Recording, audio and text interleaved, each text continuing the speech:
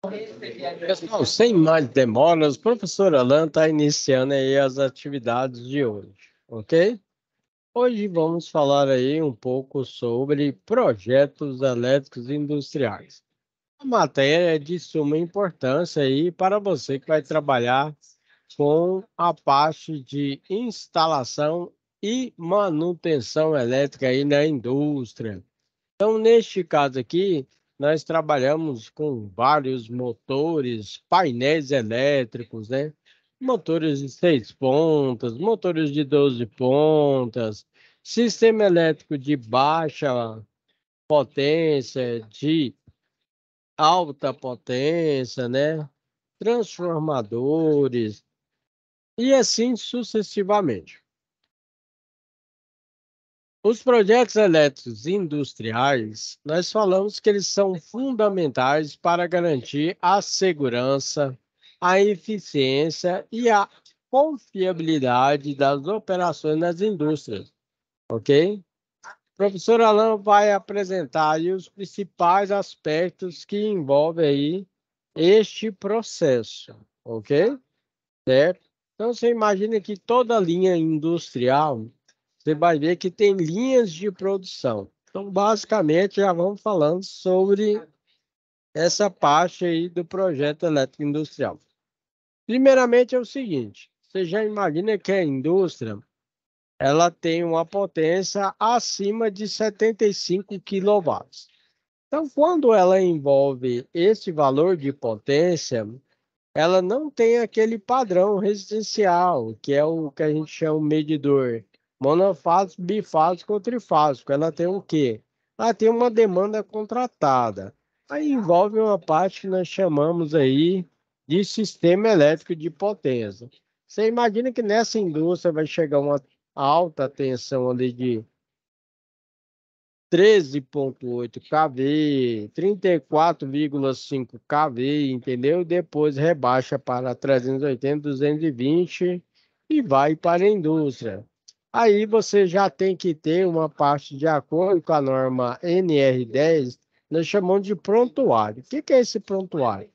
É um projeto elétrico aí, descrevendo aí, né, circuitos multifilar, unifilar, de todo o processo aí, né, de entrada dessa energia, sistema de alimentação, ok? Dessa fábrica, para uma futura instalação, manutenção e assim sucessivamente. Esses projetos eles devem ser lá guardados em locais seguros aí, né? Que quando tiver necessidade, esse prontuário, esses projetos, né, serão utilizados aí para uma futura manutenção ou instalação do sistema elétrico, ok? Passando aí dessa subestação que eu estou falando para vocês, é interna da demanda contratada da empresa, né, que já tem uma potência acima de 75 quilowatts, dentro da indústria, você imagina que nós temos o que nós chamamos de linhas de produção. Ah, na área alimentícia, aqui é a produção, né, de macarrão, aqui é a produção de hot fil, produção de extrato de tomate, maionese, dependendo, logicamente, do processo de fabricação de cada empresa. Aí você imagina que para cada linha de produção, você tem um quadro geral de distribuição, certo? Onde você tem disjuntor geral para a máquina, né? Máquina de extração da matéria-prima, embaladora, injetora, datadora, balanças. Então, nós temos um disjuntor geral, disjuntores parciais para todo o nosso processo fabril, ok? Certinho? Para isso, eu tenho que ter o projeto. Porque se eu não tiver o projeto elétrico, como é que eu vou saber qual disjuntor que faz o acionamento da balança, da embaladora? Porque para fazer a manutenção, eu tenho que seguir as 5 regras de ouro. Seguindo as 5 regras de ouro, eu tenho que desligar ali o disjuntor, tenho que bloquear, eu tenho que verificar se tem ausência de tensão, né? Tem que verificar todos os detalhes. Por isso que Uma indústria que tem os seus projetos elétricos industriais atualizados oferece aí uma boa estrutura aí para o pessoal, tanto de mecânica como elétrica, né, parte de automação, está realizando a manutenção dessas máquinas e equipamentos. Ok? Certinho? Quando a gente trabalha com um projeto elétrico, instalação elétrica, manutenção elétrica, devemos seguir as normas e regulamentações vigentes. Por exemplo, a NR10 é uma norma regulamentadora para baixa tensão aí, né? Onde envolve aí tanto instalação e manutenção elétrica. O detalhe é que nessa instalação e manutenção elétrica também envolve o pessoal que está em volta. O maquinário que as pessoas vão trabalhar, tem que trabalhar, fazer o acionamento desse maquinário com segurança. Aí envolve a outra norma regulamentadora que é NR12, ok? Certo? Por isso que nós falamos que todos os funcionários, né, todos os operadores, todos os clientes, devem aprender a cumprir corretamente, né, as principais normas aí do setor elétrico, ok? Temos que verificar aí no segundo passo a ABNT, que é a Associação Brasileira de Normas Técnicas, que envolve aí a norma brasileira de regulamentação 5410 e a 14039. Essas normas regulamentam aí a elaboração dos projetos elétricos industriais, ok? Certo?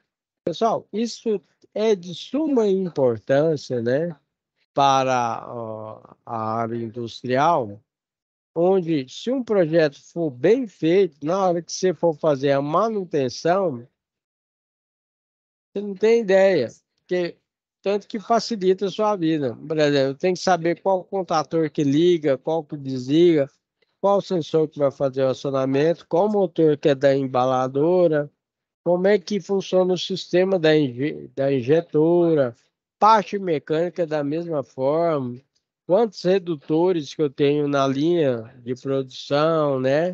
Os mancais que tem ali, as descrições dos rolamentos que eu vou utilizar, as descrições das correntes, né? Que vão ser utilizadas aí no sistema de embaladora.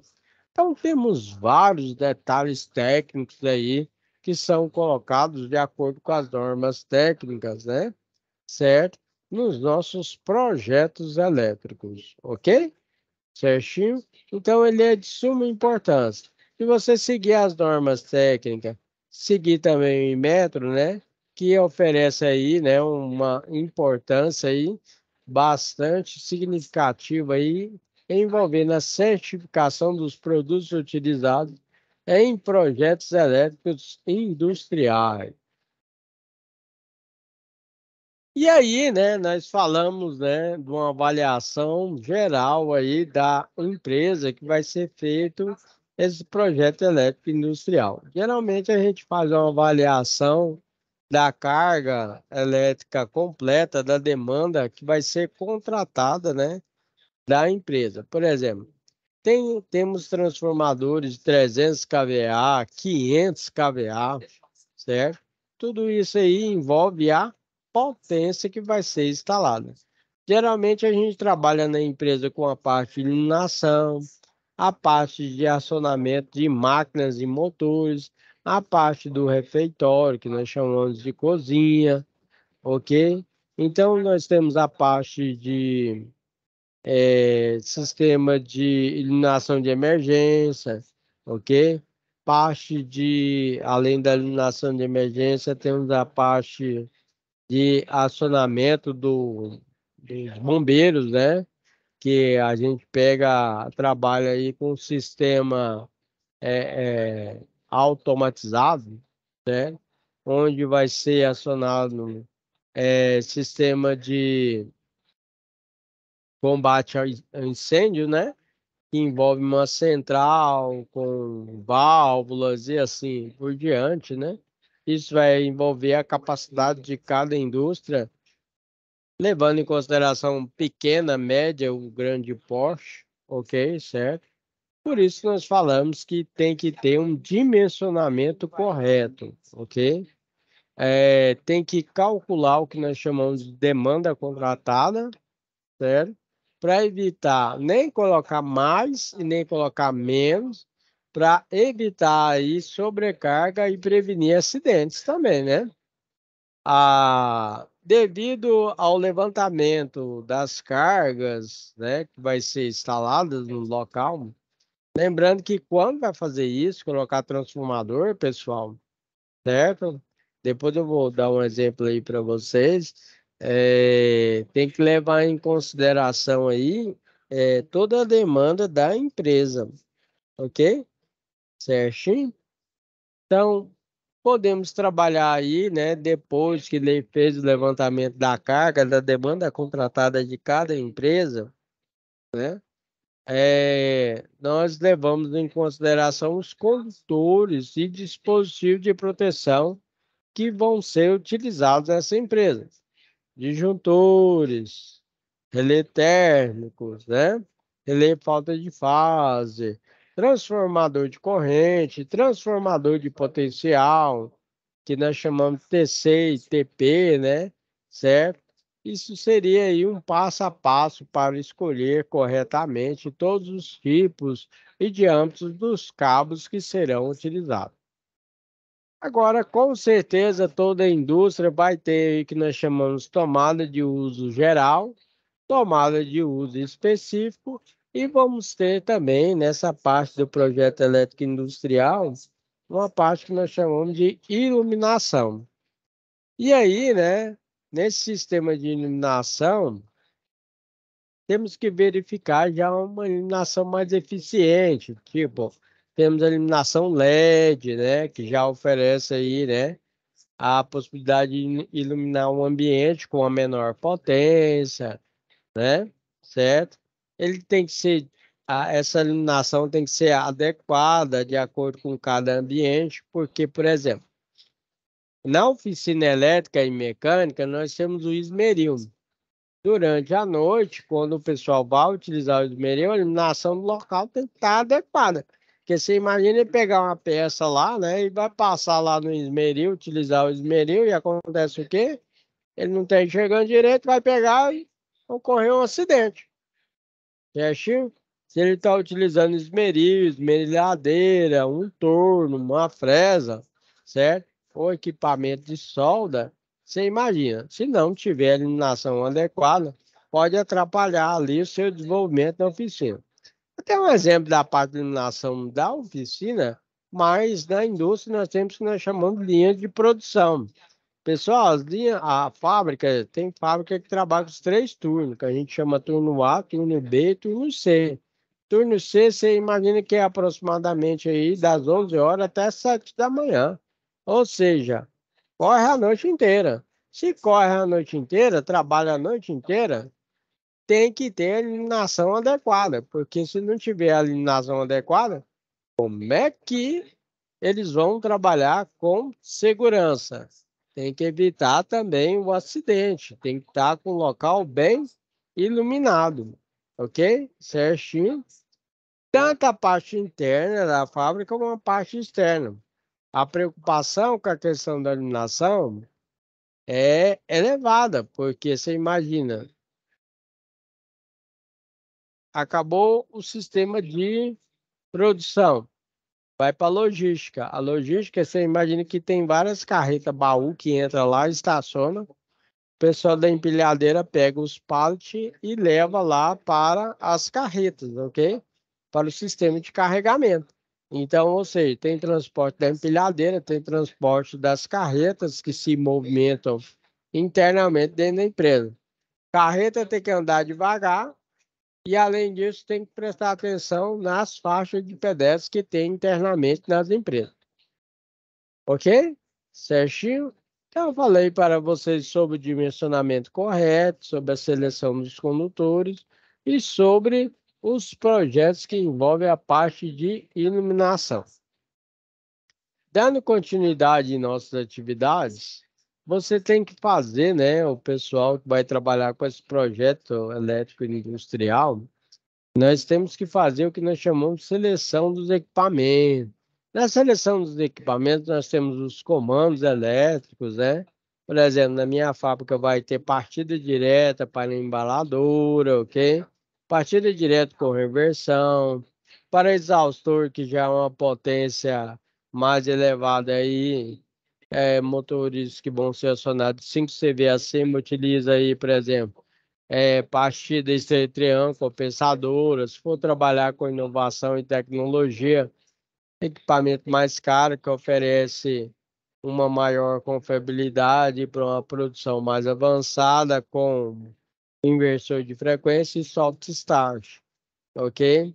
Além desses comandos elétricos, nós temos dispositivos de proteção, que são os disjuntores explosíveis que protegem os nossos circuitos elétricos contra uma possível sobrecarga e também um curto-circuito, ok?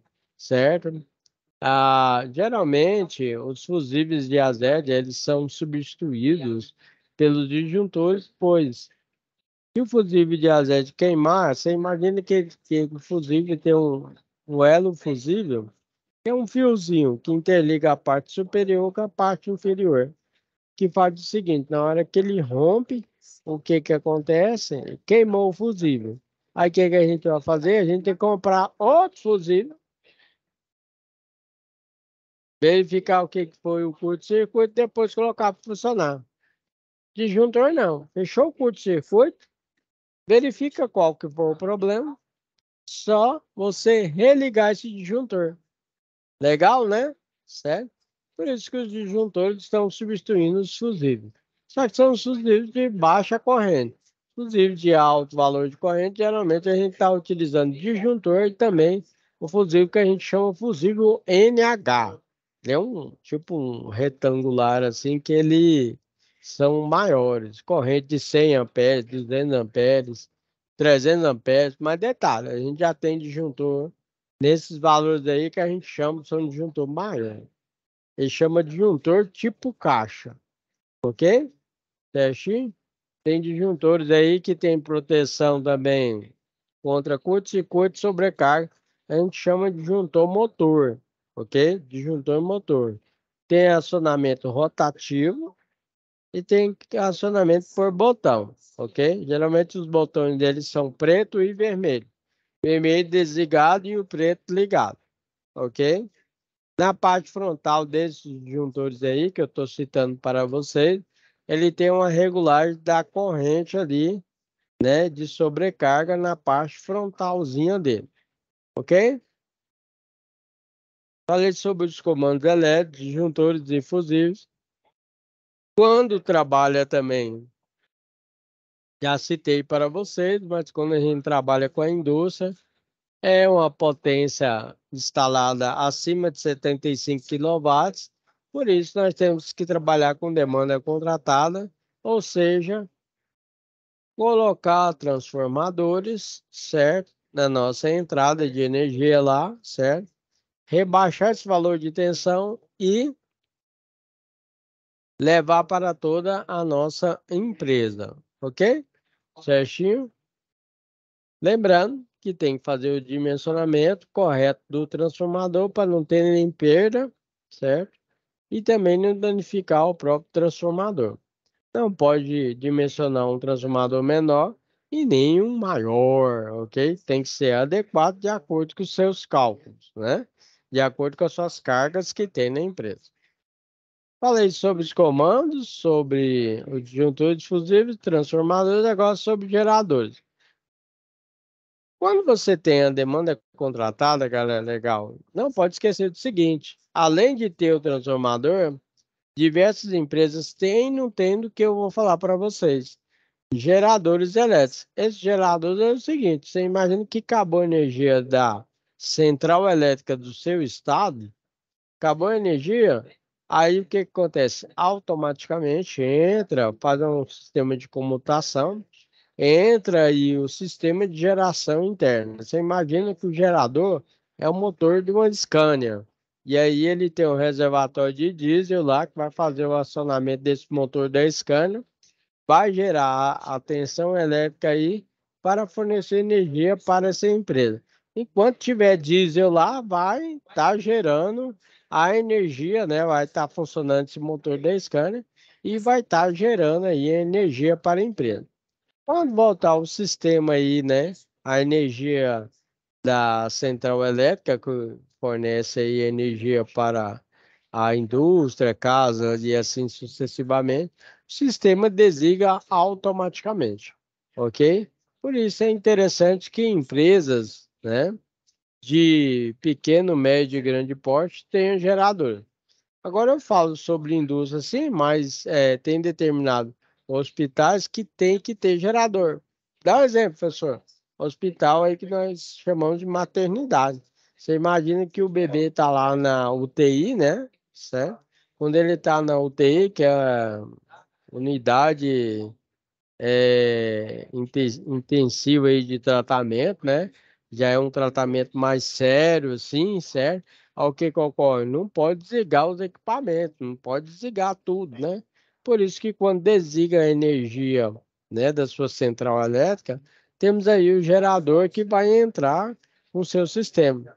Agora, o professor Alan dá uma dica para vocês, dica do especialista. Quando você trabalha com sistema solar, não se esqueça desse detalhe que eu vou falar para você. Sistema solar é interligado com a central elétrica do seu estado. Quando acaba a energia, pessoal, o sistema solar também é desligado. Sabia disso? Você não vai ficar com energia porque tem placa solar na sua casa, não. Entendeu? Então, de acordo com a norma técnica, quando desligar, desliga tudo. Certinho? Certo? Então, aí por isso que é bom você ter o gerador elétrico para um caso de emergência. Beleza? Não quer ficar no escuro, não quer usar vela ou iluminação de emergência, o que que você faz? Utiliza o gerador elétrico. Ok? Certinho? Essa é a dica do especialista. Então, para a elaboração do nosso projeto, o professor Alan colocou aí alguns detalhes. Nós temos que desenvolver os diagramas elétricos, né? Diagramas elétricos, nós temos a parte unifilar, não pode esquecer desse detalhe, unifilar e multifilar. De acordo com a norma NBR 4410, de acordo com a NR10, de acordo com a NR12, nós temos que ter aí acima de 75 quilowatts, ter uma documentação chamada prontuário.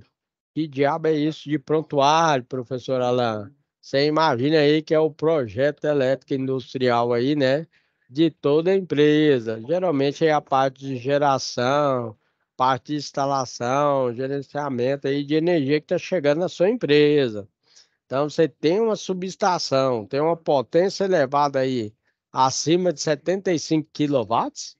Não se esqueça, tem que ter essa documentação prontinha aí, porque se bater uma fiscalização na sua empresa, você tem que fazer o levantamento dessa documentação, ok? Por isso que todos os projetos aí, eles têm que estar guardados no local de fácil acesso, ok?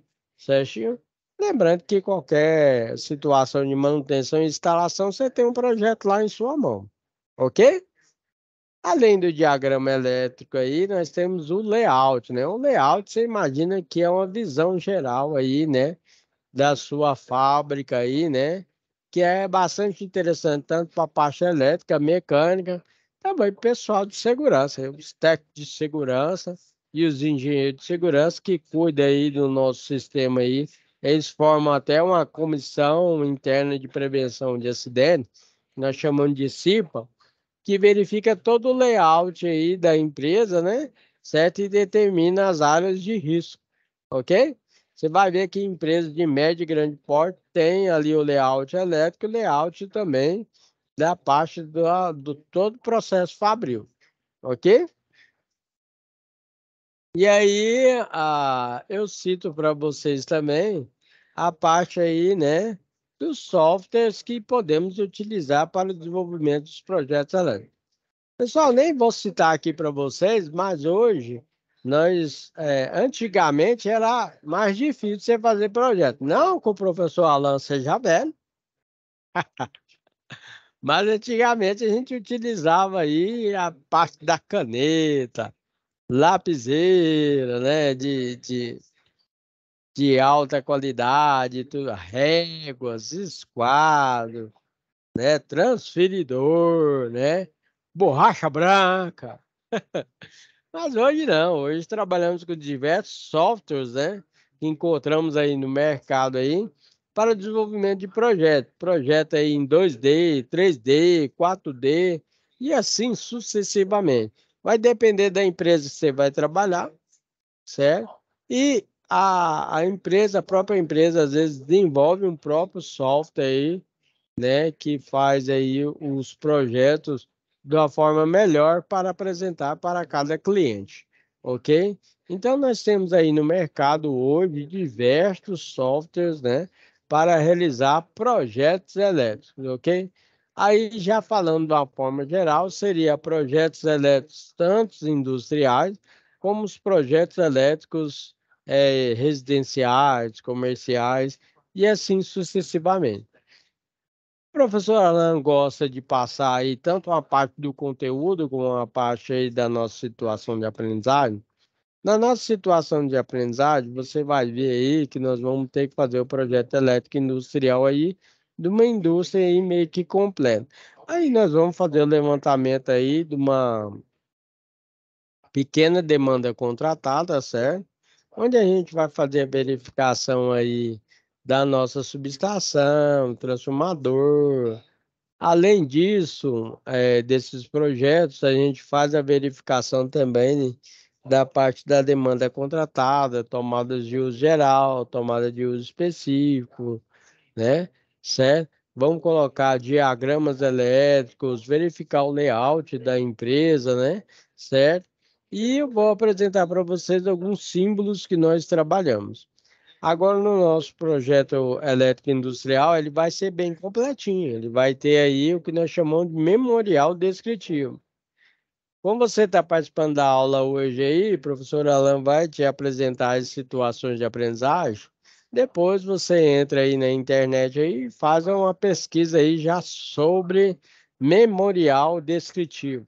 Você vai ver que vai descrever aí de uma forma mais completa aí todos os detalhes dos nossos projetos elétricos industriais.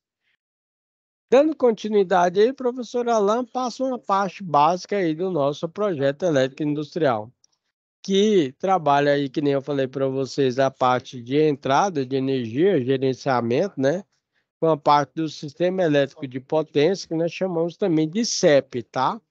CEP, Sistema Elétrico de Potência. E cada indústria vai ter o quê? Máquinas e equipamentos, como furadeira industrial de alta potência, embaladora, injetora, sopradora, né? É, balança também, diversos sistemas aí, né, que a gente utiliza. O professor Alan colocou para vocês aí tanto a parte de entrada, essa primeira figura aí demonstra aí, né, a entrada aí, né, de energia aí, diversas empresas trabalham com 13,8 kV, que é o quê? 3.800 volts ou 34,5, 34,6 kV. kV significa que é kilovolts, que seria 36.000, 34.000, 13.000. No caso de 13,8 kV, a gente fala que é 13.800. Só que as máquinas e equipamentos aí trabalham aí com valor. No caso aí, quando a gente fala aí, nós temos estados aí que trabalham com a tensão trifásica de 380 volts, certo? E a tensão monofásica de 220 volts. Então, você imagina que o transformador vai chegar a esse valor elevado de tensão, que nós chamamos aí que é a parte de secundário, que é a entrada do transformador. E aí ele vai pegar, vai rebaixar esse valor de tensão. Transformador não é transforme, não, pessoal. Transformador ele eleva e rebaixa a tensão, tá? Tem muitas pessoas que falam assim, o transformador transforma. Não, o transformador transforma, não. Ele eleva e rebaixa a tensão. No caso, vai entrar a tensão alta na entrada, que nós chamamos de secundária, e na saída do transformador tem aí a geração do condutor neutro, mais as fases que vai sair para a empresa. No caso do trifásico, 380 volts para determinados estados aí, monofásico 220 volts. Outros estados aí do Brasil vai estar saindo aí a 220 volts trifásico e o 127 volts monofásico, ok? Como eu já descrevi para vocês aí na parte mais prática aí, geralmente temos transformadores aí para a parte de iluminação, parte dos maquinários e equipamentos, e a parte aí, por exemplo, de cozinha da empresa, né? Ok? Vai depender de cada empresa. E diversas subestações, às vezes ele pode ser ao tempo, geralmente a gente fala que é a subestação externa. É, externa ao tempo, né? E pode ser subterrâneo também, ok? Cabeamento passa todo subterrâneo. E hoje, geralmente, a gente já trabalha mais com sistema de inovação, quando vai fazer a montagem dessa subestação, hein?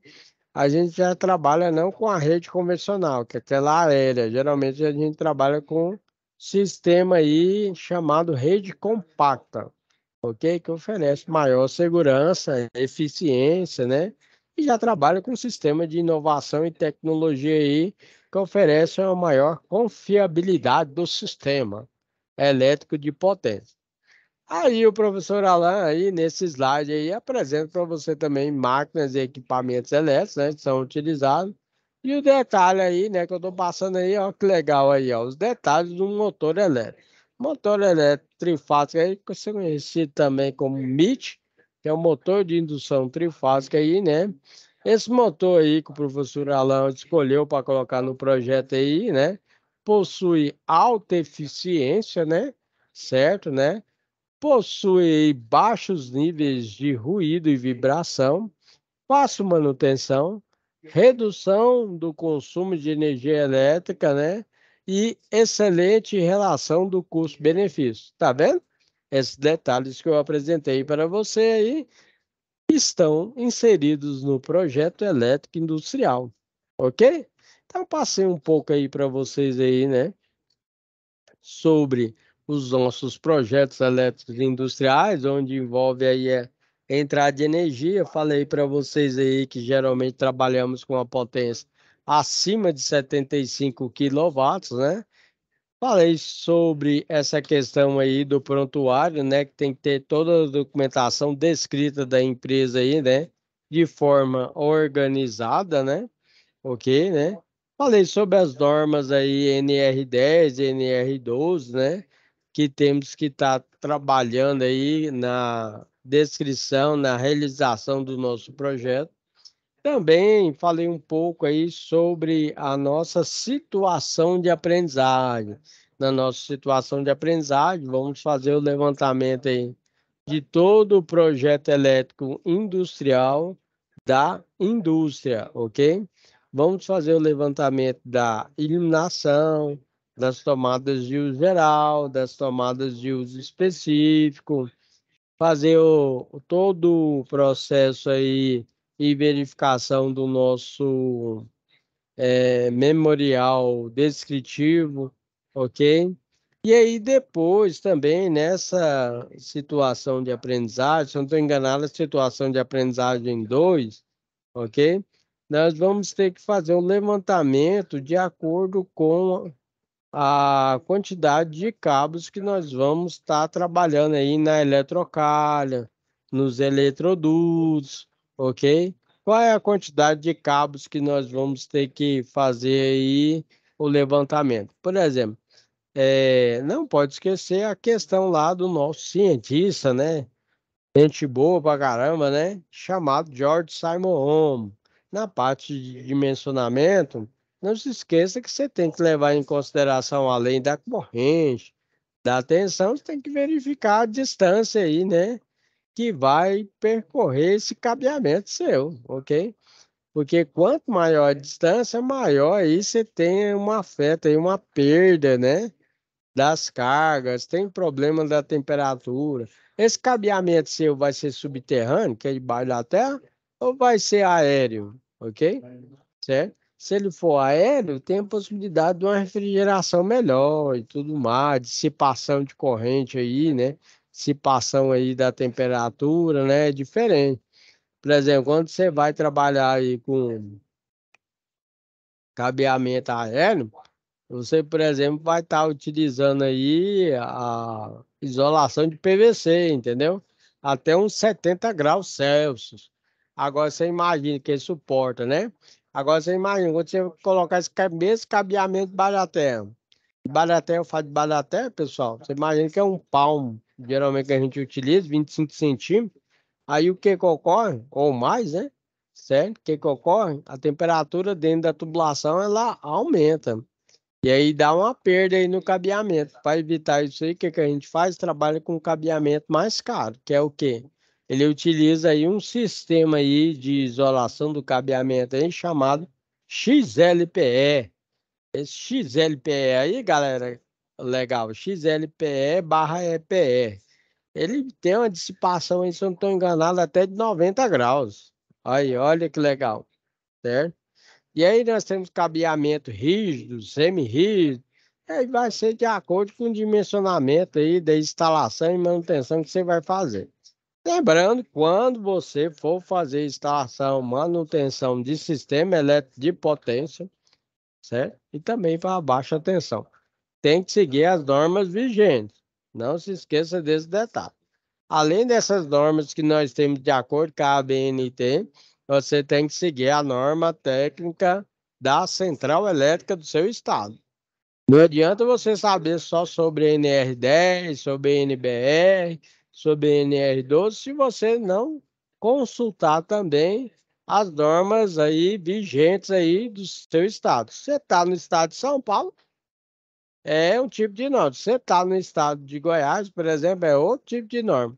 Em vários estados que nós temos aí pelo Brasil, ok? Certo? Você imagina que em cada estado aí nós temos uma central elétrica diferente aí que vai estar, né, passando aí para os consumidores aí de média, de pequeno, média e grande potência aí, né, com a norma que a gente vai estar utilizando, ok? Né? Por isso que quando você for trabalhar aí com esse sistema de instalação e manutenção, principalmente sistema elétrico potência, tem que ser profissionais aí qualificados, habilitados, né? Certo? Para estar realizando aí essa instalação com eficiência e qualidade para você, ok? Galera, legal. Essa aí foi a nossa aula de hoje sobre projeto elétrico industrial. Logo mais eu vou estar passando detalhes para vocês, né? Certo? Sobre o desenvolvimento das nossas situações de aprendizagem. Deixo aqui uma dica para vocês. Se um colega seu não conseguiu assistir a aula de hoje, ou às vezes ficou preso no trânsito, ou às vezes está trabalhando, auxilia o seu colega aí também no desenvolvimento da atividade.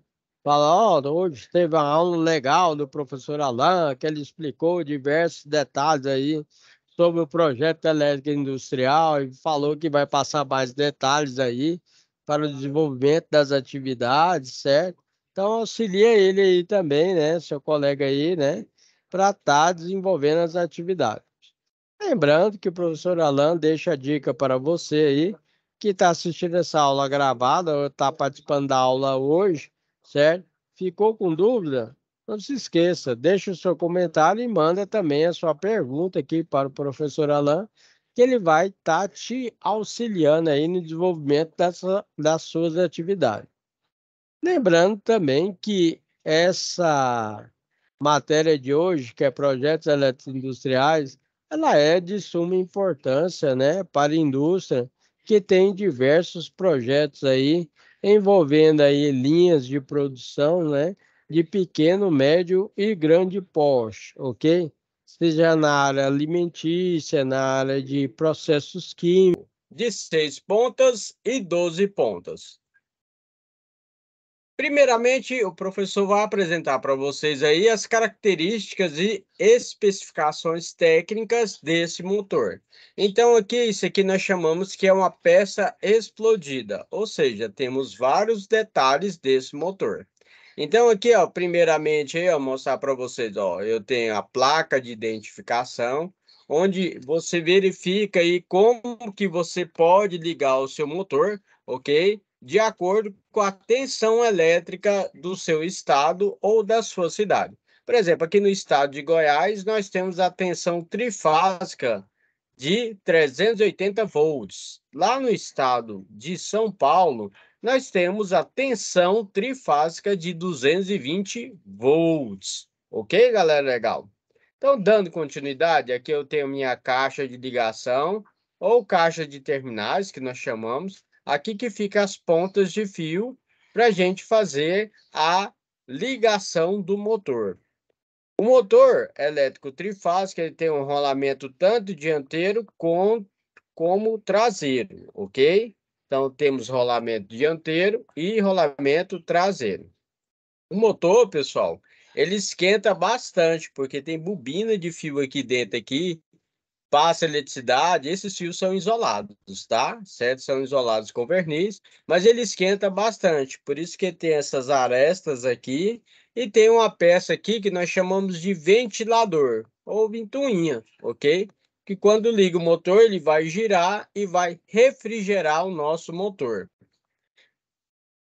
Outro detalhe que nós temos aqui, temos a tampa traseira aqui, que ela é chamada como tampa defletora, ok? Certo?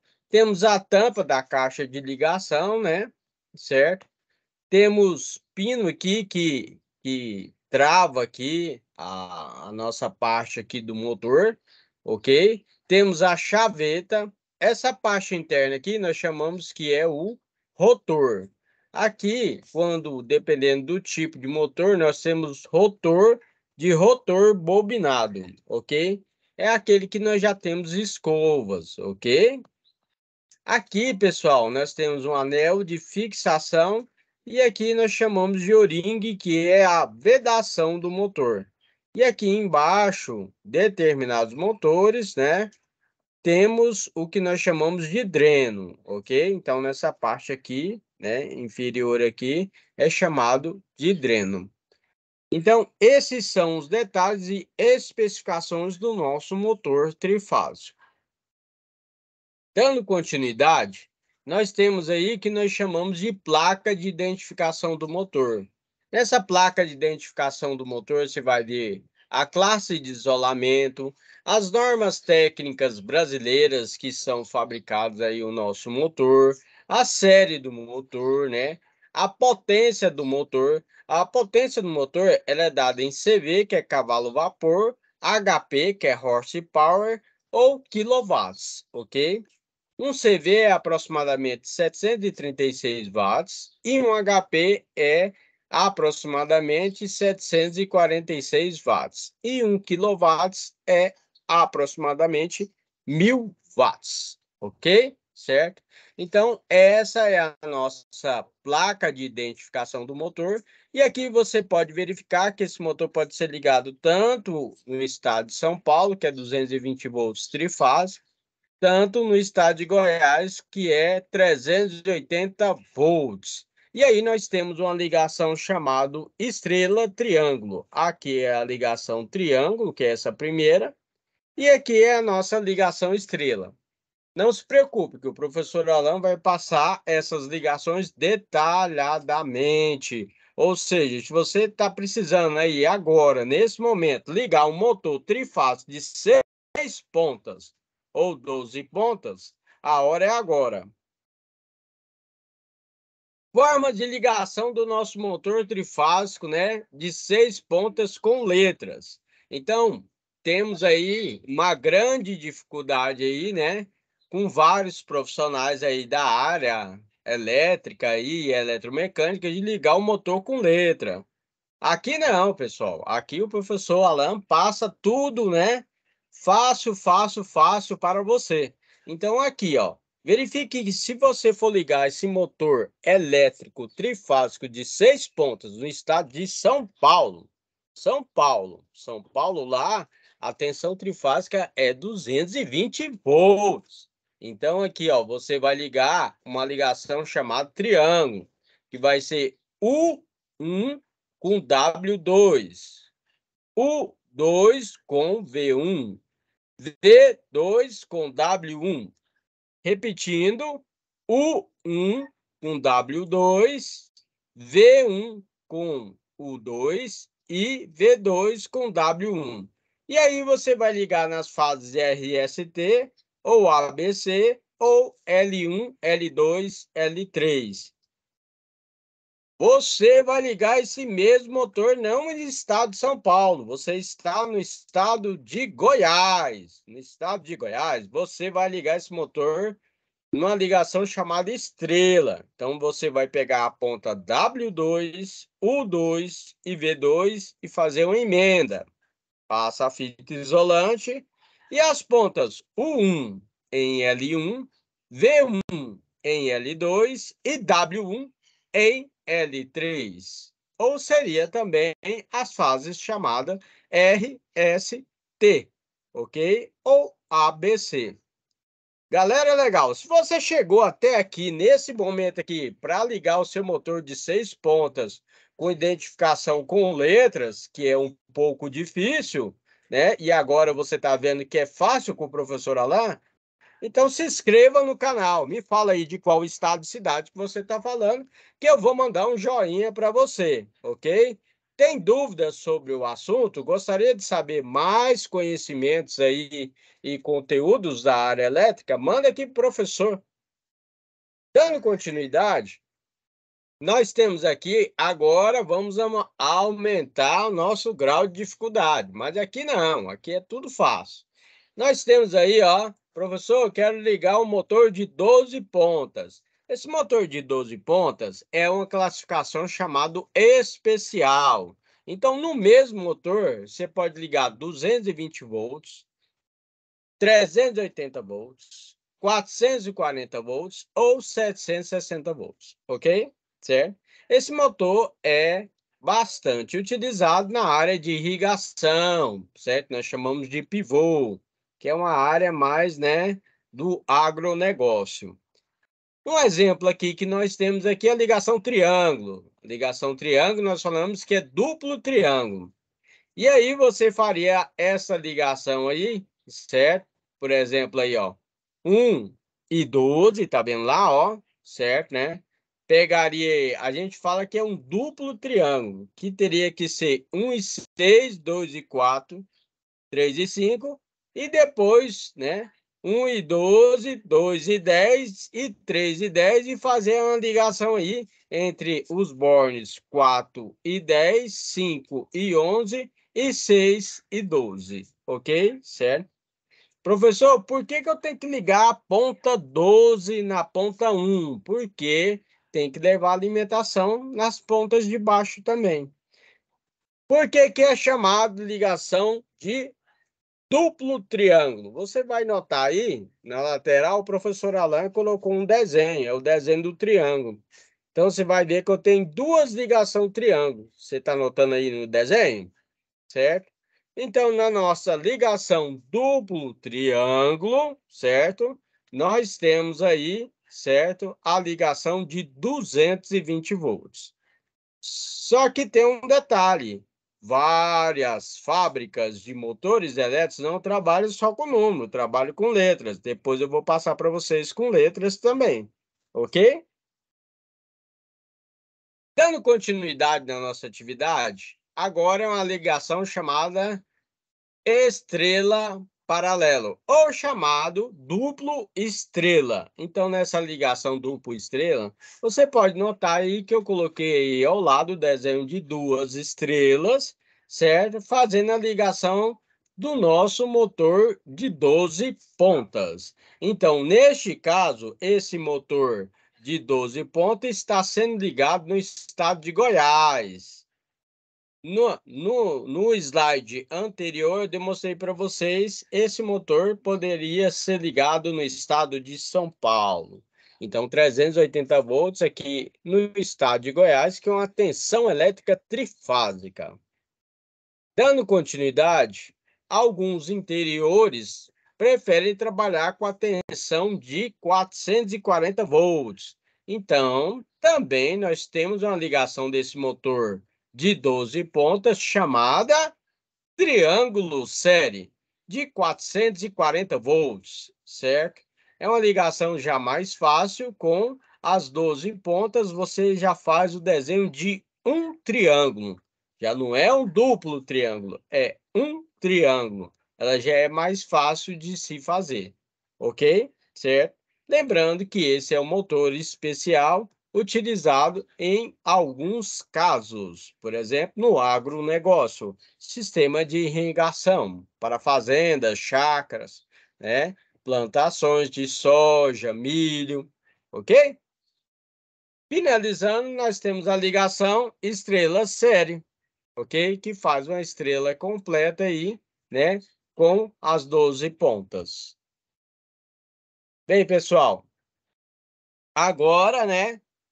Temos aqui o nosso detalhe aqui da ligação do motor de 12 pontas, né? Só que com letras. E aí nós temos aí, ó, L1, L2, L3, certo? As ligações de duplo triângulo. Exemplo, ligar esse motor no estado de São Paulo, 220 volts. Estado de São Paulo.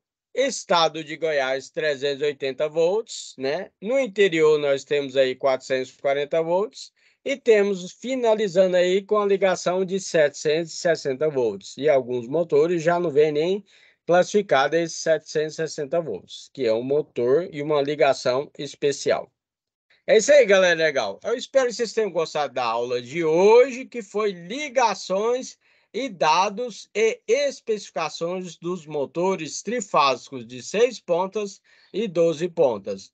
Não se esqueça de se inscrever no canal. Fica com Deus, tenha uma ótima semana e boa sorte!